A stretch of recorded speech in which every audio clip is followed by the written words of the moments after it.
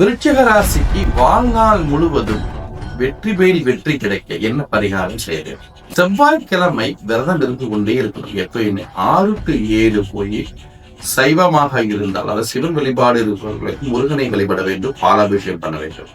வைணவத்தில் இருப்பவர்கள் அதே போல நரசிம்மரை வழிபட வேண்டும். அவருக்கு பானக்கரம் சொல்லுவாங்க. பானக்கரத்தை அவன் நைவேத்தியம் வச்சு அதை நீங்கள் பருக வேண்டும். பானக்கரம் செய்து குடிக்க வேண்டும். சரிங்களா?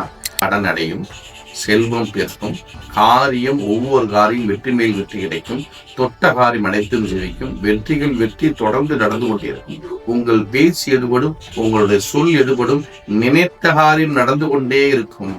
இது எல்லாமே செவ்வாய்க்கிழமை. அதே போல இன்னும் கடன் இருக்கு, பிரச்சனைகள் அதிகமா இருக்கு, நல்ல வீரியமா பரிகாரம் செய்யலாம் அப்படின்னு சொல்லி பண்ணா செவ்வாய்க்கிழமை காலையில 6 மணிலிருந்து சாயந்தரம் 6 மணி வரைக்கும் சுத்தமான விரதம் இருக்கணும். சாப்பிடவே கூடாது. ஒரே மிளகு தண்ணியை ஊற வச்சு நல்லா குடிச்சுக்கிட்டே இருக்கணும்.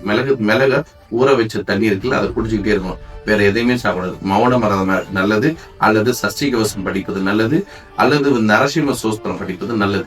இதெல்லாம் செய்து கொண்டே இருந்து 6 மணிக்கு மேல கொய்யாப்பழம் ஜூஸ் குடிச்சு விரதம் முடிச்சீங்கன்னா தொடர்ந்து 3 வாரம் 3 செவ்வாய்க்கிழமை செஞ்சீங்கன்னா கடன் அடைஞ்சிரும். தேவையில்லாத பிரச்சனைகள் முடிஞ்சிடும். உங்களுக்கு பதவி உயர்வு கிடைக்கும். வீடு கட்டாம இருந்தீங்கன்னா வீடு கட்டுவீங்க.